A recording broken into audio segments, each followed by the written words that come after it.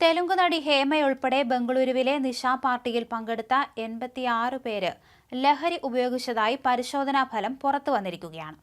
Electronic സിറ്റിയിലെ GRF farm ഹൌസിൽ നടന്ന പാർട്ടിയിൽ 73 പുരുഷന്മാരും 30 സ്ത്രീകളും പങ്കെടുത്തിരുന്നു എന്നാണ് FIRൽ പറയുന്നത്. ഇതിൽ 59 പുരുഷന്മാരും 27 സ്ത്രീകളും ഉൾപ്പെടെ 86 പേരുടെ പരിശോധനാ ഫലമാണ് പോസിറ്റീവായത്. ഇവർക്ക് സെൻട്രൽ ക്രൈംബ്രാഞ്ച് നോട്ടീസ് അയക്കും. ദേശീയ മാധ്യമങ്ങളാണ് പരിശോധനാ ഫലം സംബന്ധിച്ച വാർത്ത പുറത്തുവിട്ടത്. ഇലക്ട്രോണിക് സിറ്റിയായ സിംഖേനെ അഗ്രഹാരയിലെ GM ഫാം ഹൌസിൽ നടന്ന നിശാ പാർട്ടിയിൽ തെലുങ്ക് നടി ഹേമ പങ്കെടുത്തതായി ബംഗളൂരു പോലീസ് സ്ഥിരീകരിച്ചു. നടി ഇത് നിഷേധിച്ചതിനെ തുടർന്നാണ് സിറ്റി പോലീസ് കമ്മീഷണർ B. ദയാനന്ദയുടെ വെളിപ്പെടുത്തലും. ഞായറാഴ്ച പുലർച്ചെ നിശാ പാർട്ടി റെയ്ഡ് ചെയ്ത പോലീസ് ലഹരിമരുന്ന് പിടികൂടിയതിന് പുറമെ 5 പേരെ ഉടനടി അറസ്റ്റ് ചെയ്യുകയായിരുന്നു. അതേസമയം താൻ ഹൈദരാബാദിലെ ഫാം ഹൌസിലാണുള്ളതെന്നും അഭ്യൂഹങ്ങളിൽ വിശ്വസിക്കരുതെന്നും ആവശ്യപ്പെട്ട് നടി ഹേമ രംഗത്തെത്തിയിരുന്നു.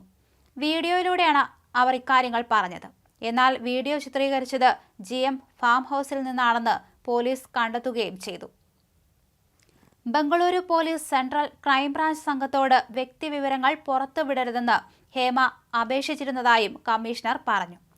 ചലച്ചിത്ര താരങ്ങളും മോഡലുകളും IT ജീവനക്കാരും ഉൾപ്പെടെ 101 പേരായിരുന്നു പാർട്ടിയിൽ പങ്കെടുത്തത്. ഫാം ഹൌസ് ഉടമയും പാർട്ടി സംഘാടകനും 3 ലഹരി ഇടപാടുകാരും ഉൾപ്പെടെയുള്ളവരാണ് അറസ്റ്റിലായത്.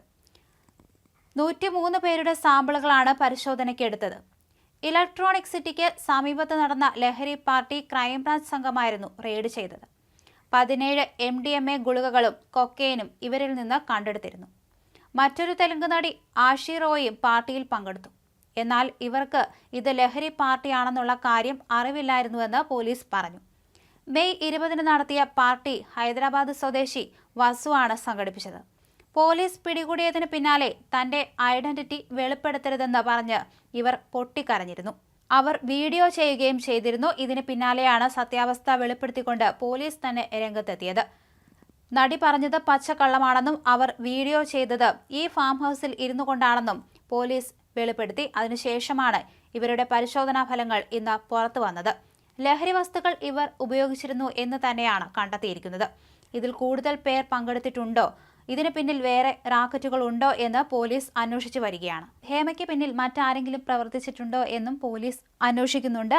അതേസമയം പങ്കെടുത്ത എല്ലാവരുടെയും വിവരങ്ങൾ ഇപ്പോൾ പുറത്തു വന്നിട്ടില്ല.